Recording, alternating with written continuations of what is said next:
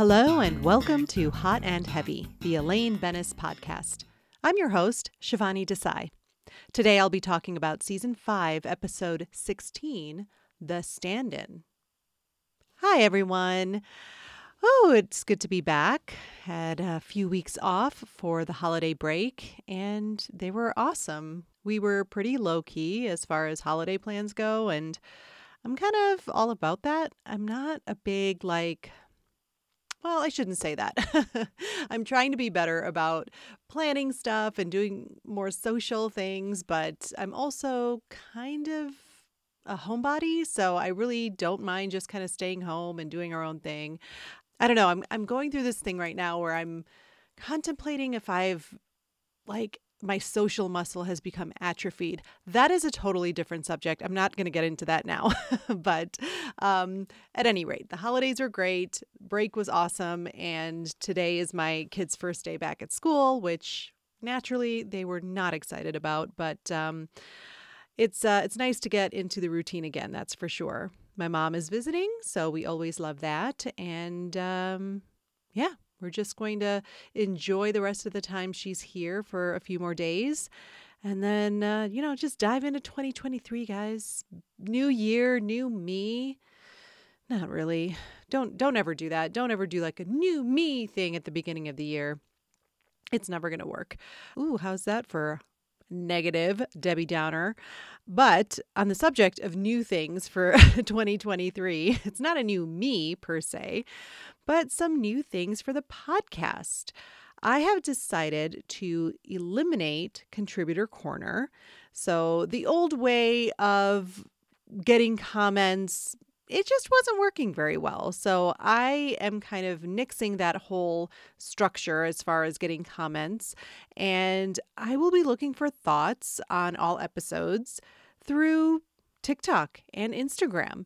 So I encourage you to follow Hot and Heavy on TikTok. You can find the profile at Elaine podcast. Now, the reason it's called that is because, it was a whole long drama. I had a Hot and Heavy podcast TikTok account that I made a while ago where I posted the best of videos that I made for every season so far. But I also couldn't figure out why I kept getting these suggestions for very risque, almost pornographic TikTok accounts. And I was like, what the fuck is going on? I don't want to open TikTok and see a girl's big ass in my face. What is happening? And then I was like, oh, because it's hot and heavy. It clicked one day. I'm like, God, I'm such an idiot. So that was one thing. And then the second thing was I hadn't logged on to my TikTok in so long that it blocked me out. And for the life of me, I could not find my login information for that old account. At any rate, I made a new one and it's the one I'm planning on using. So it's at Elaine podcast on TikTok. So please follow. And my Instagram account for Hot and Heavy is Hot Heavy Elaine. So if you follow those, I will be posting videos for you to comment on. I will talk about whichever episode I'm looking for comments about, and you can write comments really easy. It doesn't have to be super complicated where you email me and I send you stuff and all this stuff, blah, blah, blah. I was, resisting, I guess, what the kids are doing nowadays.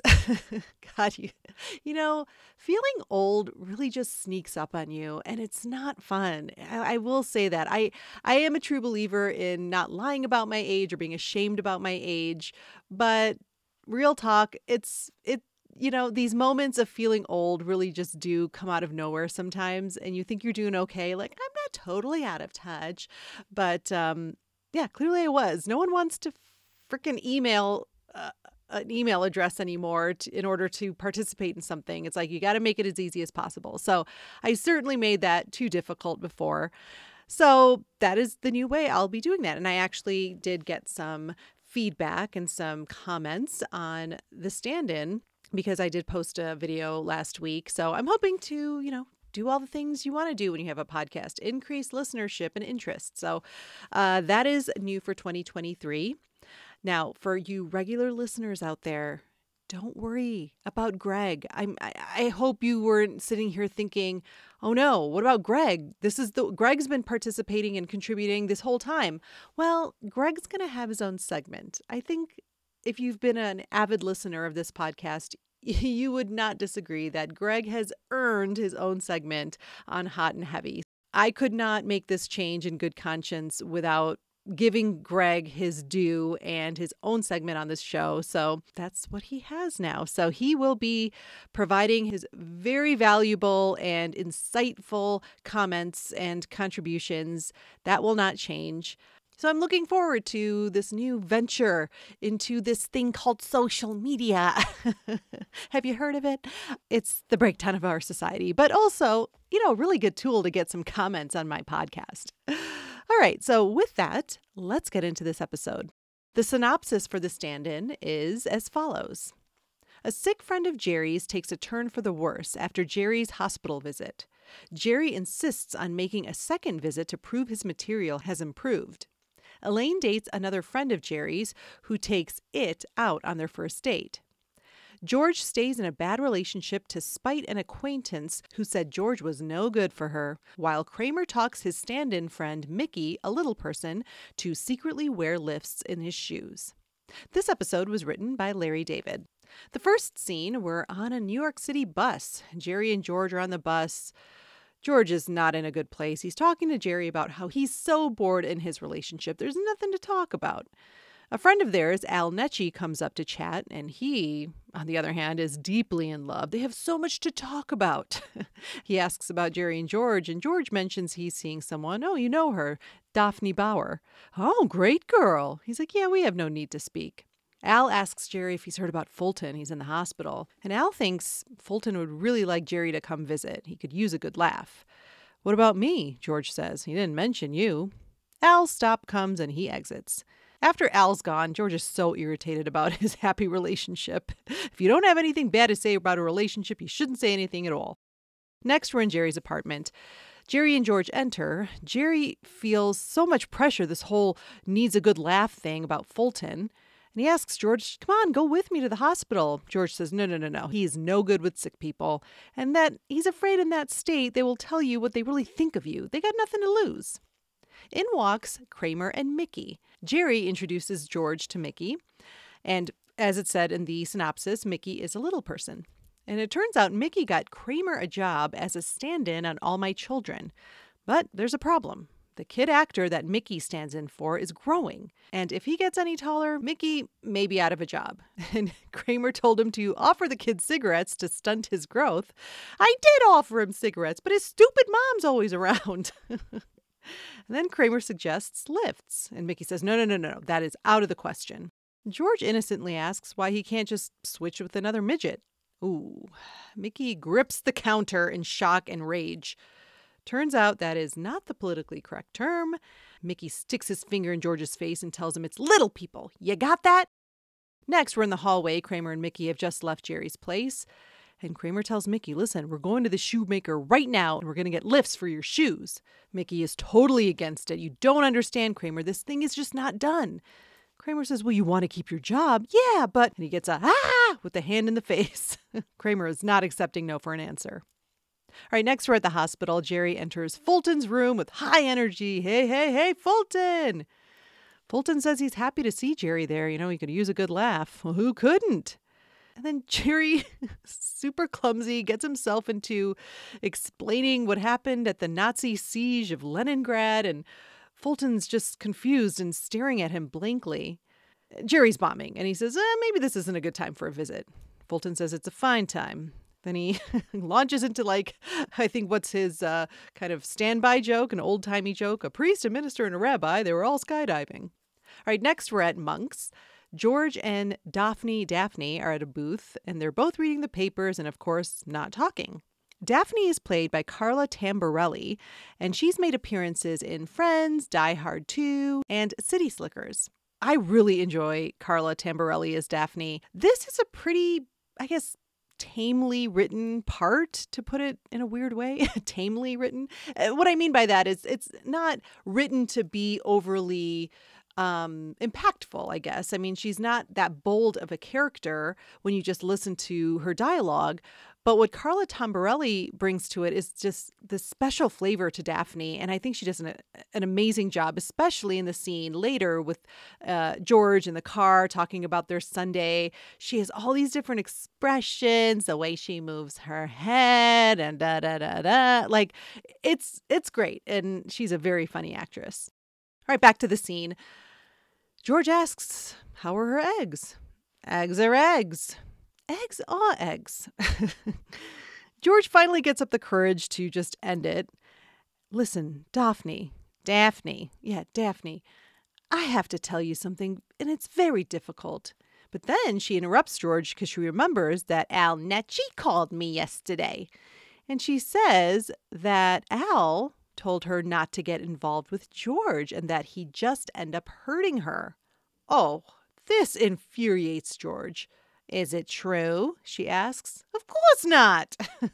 Says his days of being an immature and impulsive person are well behind him. All right, the next scene, we are on the set of All My Children. There's a short scene with the real actors, and then Kramer and Mickey enter as the stand-ins so that they can adjust the lights and cameras.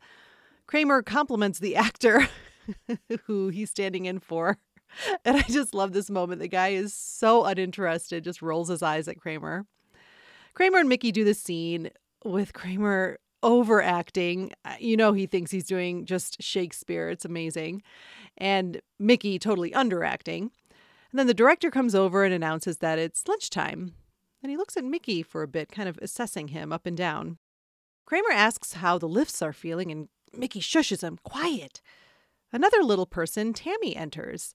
Tells Mickey he looks different and that whatever he's doing, keep doing it. You look great.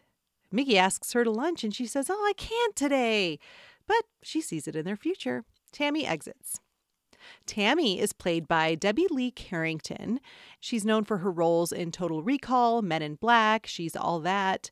And I think she's fantastic as Tammy, just so fun and energetic. I love this character, and her performance is great. Unfortunately, we lost Debbie Lee Carrington in 2018. She died of an unspecified illness at 59 years old, but just absolutely love her performance in this episode. Back to the scene. After Tammy leaves, Kramer is so excited. Ooh, she likes you. They high five. But then Mickey wonders, well, why all of a sudden? And then Johnny enters, and this is another little person, and he comes up and asks, what gives? You going out with Tammy? Mickey says, none of your business. You can just tell right away these two do not get along. And then Johnny says to Mickey, yeah, something's different about you, and that he's going to find out. Next, we're back at the hospital. Jerry is continuing to bomb with Fulton. He's telling this story really badly about 2 slices of pizza and pachyderm. Fulton has zero reaction. Another guy enters, Phil Totola, and he greets Jerry. They compliment each other on how terrific they look, how great they feel. Well, we got our health.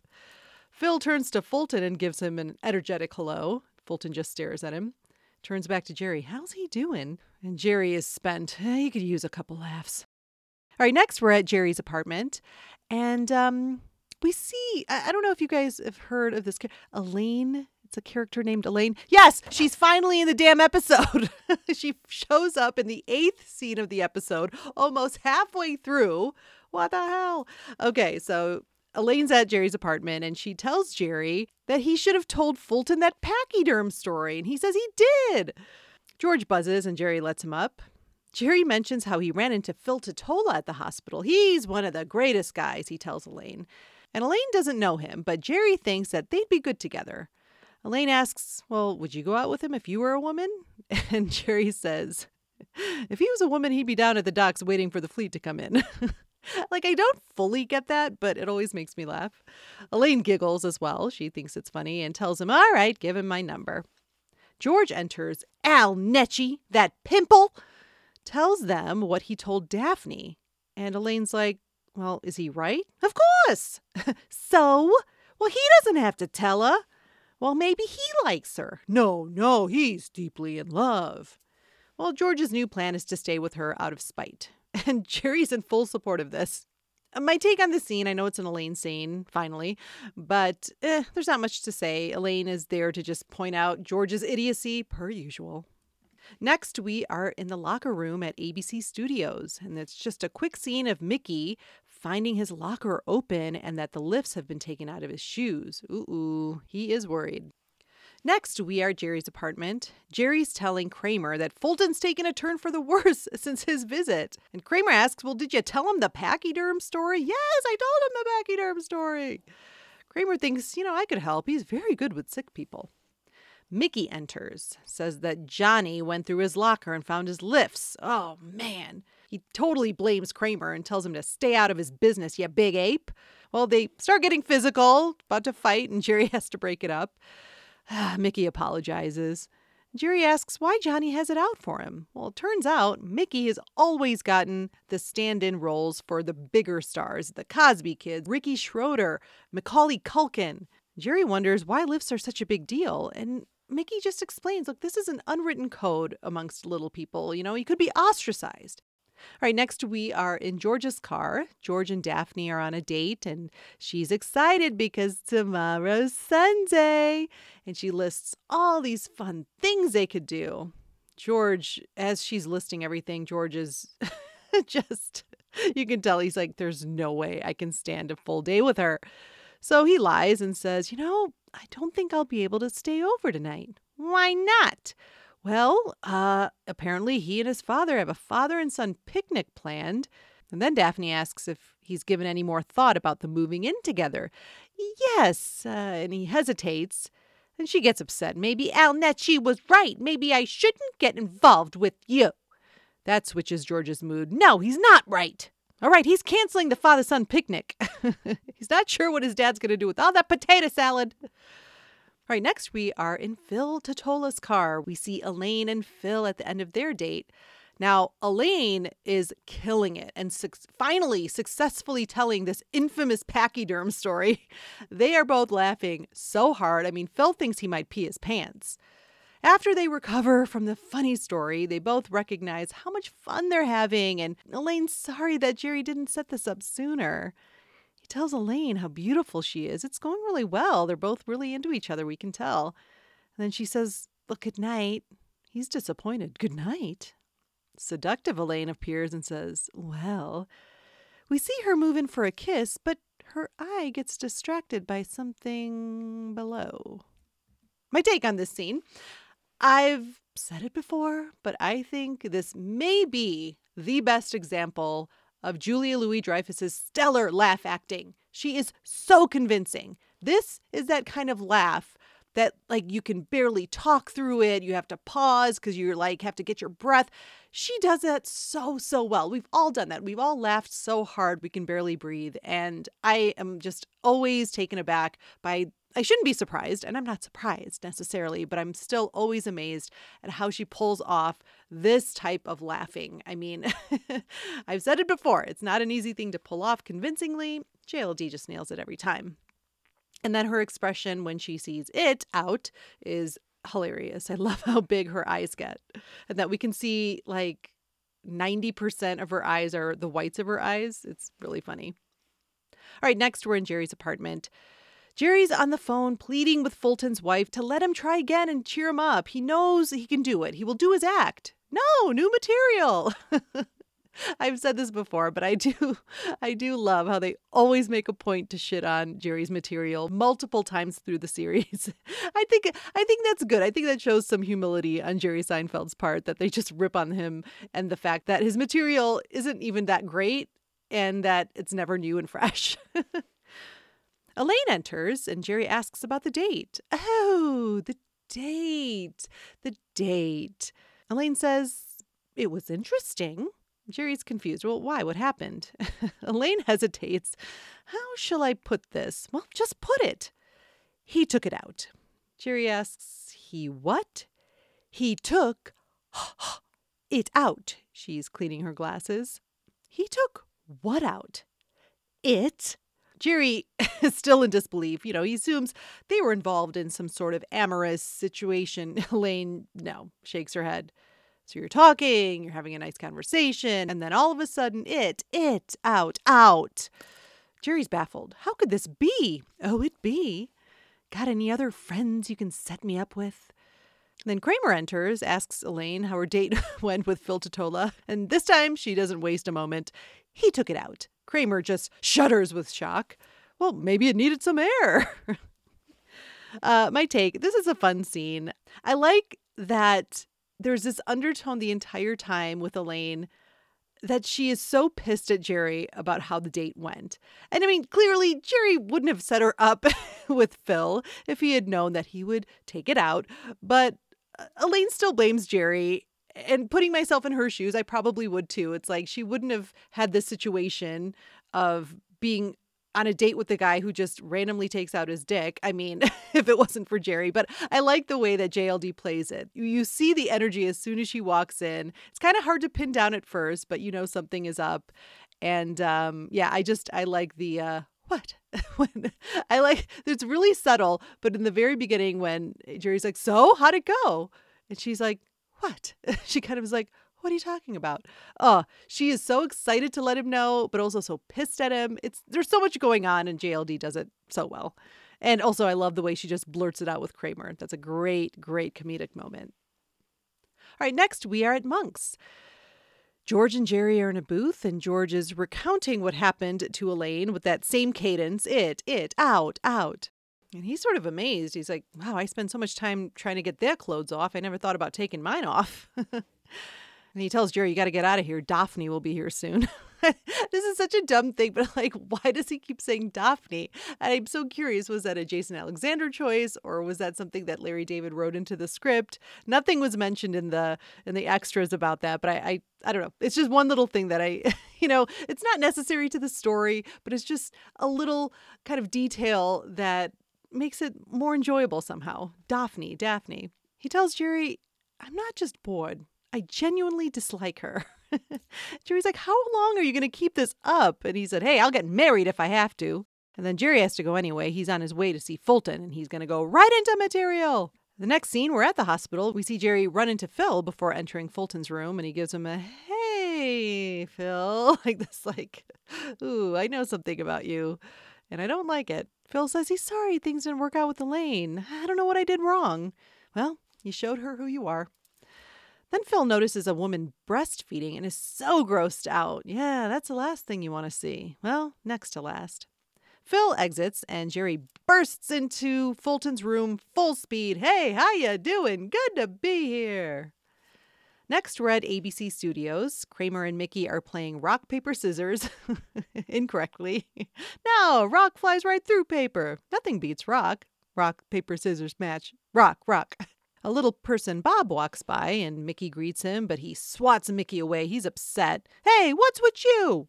Tammy comes up and turns him down for their lunch that day. Tells him everyone knows he's heightening and that she's so disappointed in him. Soon, he's surrounded by little people while he pleads his case. He had to keep his job. Any of you would have done the same. Then he gets angry. Look, I'm Mickey Abbott. I stood in for Punky Brewster when all you was nothing. I know this is an Elaine Bennis podcast, but I think that is my favorite line of this episode. I stood in for Punky Brewster when all of you was nothing. Oh, it gets me every time. Tammy calls for Johnny, and they leave together, arms around each other, to go to lunch. Ooh, this enrages Mickey. This pushes him well over the edge. He turns around and full-on body tackles Kramer. All right, next we're at the hospital, last scene of the episode. Well, this time Jerry is crushing it with Fulton, making him laugh so hard with this Superman bit he's doing. And it's so good that all of a sudden Fulton stops laughing and is totally silent. Uh-oh. Fulton? There's a tag at the end at Monk's, and Daphne ends up breaking up with George because she met someone. Oh, George lays on the acting pretty thick to show how hurt he is. And she says the worst part is that he knows the other guy, Jerry Pershak. Pachyderm? All right, I'm going to take a quick break, and I will see you on the other side. Jerry Pershak, or Pachyderm as his friends lovingly call him, wants to find love. Pachyderm, look, she's been giving you the eyes all night. So what? She'll never go out with me. And I'm not sure I can take any more rejection. Would you pull it together, Derm? Here, take this pizza over to her. Okay, here I go. Oh, it's hot, hot, hot. Oh, my face! Call an ambulance! This fall on NBC, Paul Giamatti stars as Jerry Pachyderm Pershak in The Pachyderm Story. Well, Pachyderm, that didn't go so well. You okay? That hot pizza landed right on your face, too. Yeah, I didn't feel a thing. And did we mention? Jerry Pershak was born with elephant skin. And while he may have skin so thick no common knife or needle could penetrate it, his emotions reside right at the surface. I'm not sure that's such a good idea, Pachyderm. I don't think she wants to see you. But I need to apologize. Besides, the burn unit's on my way to work. You'll laugh. You'll cry. You'll want to tell everyone you know about the Pachyderm Story. I know I burned your face with pizza. We're perfect for each other, with my thick, scaly elephant skin and your mangled, skin-grafted face. It's a match made in heaven. Okay, well, I'll be back after they remove the breathing tube. Get ready to fall in love with the Derm and his gang this fall on The Pachyderm Story. The Pachyderm Story. Thick skin never felt so tender. And we're back. There were some extras for this episode. The inside look included JLD talking about how that incident of a guy taking it out happened to Carol Leifer, one of the writers on Seinfeld. Wow, that's very disturbing.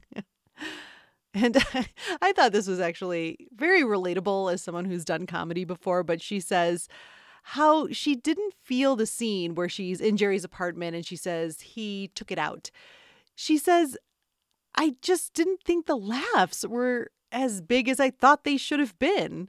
And she's like, that's sort of the theme for all of us on the show. We always thought the show was funnier than other people did. And then she makes this comment, well, maybe Roseanne Barr was right. Maybe we did think we were doing Shakespeare.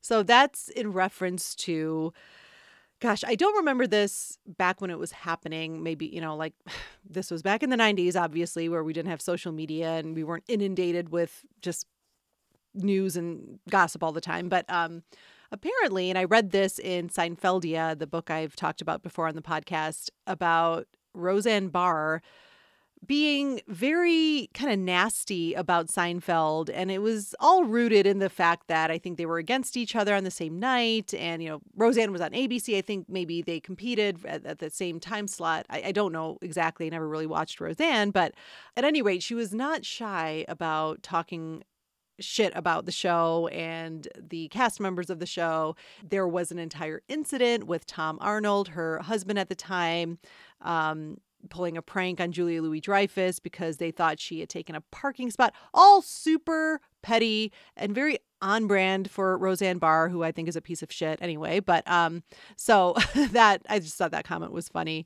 And I'm sorry, can you compare Roseanne Barr to JLD? I don't think so. I think, you know how they say success is the best revenge? I'm pretty sure JLD has won a billion times over Roseanne Barr, who got fired from the show called Roseanne. And then in the notes about nothing, there was a quote from JLD and her comments about being a working mother in Hollywood. Quote, I'm not saying it's easy for men, but it's easier for men. It's much more acceptable for men to work and father kids. There's an inherent inequality because we want to do it all, and I don't know how we can do this all. I included this because, I don't know, just another soapbox moment maybe for me after I'm getting back on it after I just ranted about Roseanne Barr and what a piece of shit she is. Let me get back on and talk about this whole concept, insane concept, a concept that should be long dead and buried like Roseanne Barr's career. This having it all concept is just it's been perpetrated on women for so long, and I just hate it. And I think that first of all, what does all mean? Oh, it has to mean a family. It has to mean kids. It has to mean being married. Like, it's just bullshit. And it's just one of those things that I wish some women would let go of. There's no such thing. And it's impossible. First of all, it's an impossible standard to hold yourself up against. And we as women do that in everything in our lives. And, well, I'm going to stop because I can keep going. And anyway, having it all, fuck it. Don't worry about it. It's not, just do you. You do you, which is such a fun thing to say. But I agree with the sentiment. You just do what's best for you in your life, whether that's being single, whether that's having children, whether that's being married and having children, whether that's being divorced and having children, whether that's just having pets, or if it's just having yourself. Whatever it is, make the best of your life and define what your all is, have it, and don't give a shit about what other people think. That was me stepping down from my soapbox. All right, moving on to what I'm calling, for the moment, Greg's sack lunch. Okay. So Greg and I were going back and forth about what to call his segment, and he came up with some great ideas. But I don't know, man. When I came up with Greg's sack lunch, there was something about it because I like the concept of saying, let's open Greg's sack and see what he has to say. So that's what I'm going to do right now. Now, if he hates it, I don't want him to be uncomfortable with me talking about his sack lunch. Obviously, we're talking about a sack lunch, guys. Okay, keep your mind out of the gutter. But this is where we're going to talk about what Greg thinks about the episode. So let's open Greg's sack lunch and see what he thinks about the stand-in. So first, let's talk about Greg's favorite scene. He says, Elaine gets screwed with the smallest part of this episode. Her story of dating Jerry's friend, Phil, and what happens on the date is actually the funniest of the 4 separate plots. My favorite scene is the one after Phil takes it out and she's explaining it to Jerry. Every single line she delivers here is perfect, and the rapid back and forth with Jerry is what makes their dynamic always work well. Yes, I agree. I will, of course, get into this more later about how she doesn't have the biggest part in this episode. And, she doesn't even show up until almost halfway through. It's such bullshit. Greg's favorite Elaine moment. Both my favorite moments are in the dialogue with Jerry in the aforementioned scene. From how she blows on her glasses in the middle of the he took it out, and how she closes it with the completely sarcastic, any more friends you want to set me up with? She's fantastic here. And what is with Phil anyway? I noticed he looks down at it before she notices, almost like he's making sure it's presented well. And at what point during the pachyderm story, where he's laughing so hard with his head thrown back I can count his teeth, did he do this? Is she supposed to blow him right there? Is that what he's thinking? They haven't even kissed yet. I have so many questions. Is this his move? At least when Frank stops short, he's fully clothed. Oh, gosh. Yeah, I know. There's a lot to unpack here. Wow. There's a sack being opened. We're unpacking. We're talking about a dick being out. There's just, this is a highly classy episode, guys. Yeah, I know. I do notice him look down at it right before as well, Greg. I've always noticed that too. Yeah, he's like, hey, buddy, how you doing out there? You looking good? Yeah, I mean, I think his expectation, it's definitely his move, to answer your question. I definitely think it's his version of stopping short and all that. And so maybe it's been successful in the past. Maybe ladies have just been so taken by being surprised by it. I mean, okay, now we're getting really into the weeds here, or into the woods. I mean, do you think it was hard, or was it flaccid? I mean, I don't know what's worse or what's better. I don't know. It's all disturbing. It's all just disgusting. So I'm not sure. I would have liked to know that detail. That's just me. This is the way my mind works. I'm not going to apologize for it. But yeah, I don't know. Phil's got some problems, that's for sure. All right. And lastly from Greg is his scene swap idea. He says, the real problem with this episode is a tale as old as time. Not enough Elaine. It's halfway in before she finally shows up. I always liked the Mickey character, and I always felt like he was ditched for Newman as Kramer's go-to friend. And I don't even mind his storyline here. It just takes up a ton of time. I would ditch Jerry's storyline of trying to make Fulton laugh completely and add more of Elaine on the date with Phil. Get rid of the opening on the bus and everything at the hospital. Give Elaine more time, and George more time for that matter, on his dating Daphne out of spite, because that was also much funnier than either Mickey or Jerry's stuff. I would have loved to have seen Elaine and George interact too, maybe get her input on his situation and have him hear from her directly about what happened with Phil. Oh, yes. I agree with all of those ideas. Absolutely, Greg. But I will get more into that with my final thoughts. Okay, so let's go ahead and close Greg's sack. Lunch. Thank you, Greg, for your thoughts. In the next segment from TikTok and Instagram, I'm calling, But What is the Comment? I did get a few comments from my TikTok video. A lot of them were just like, oh, I love this episode. Oh, I love JLD. But here are a few that I wanted to mention.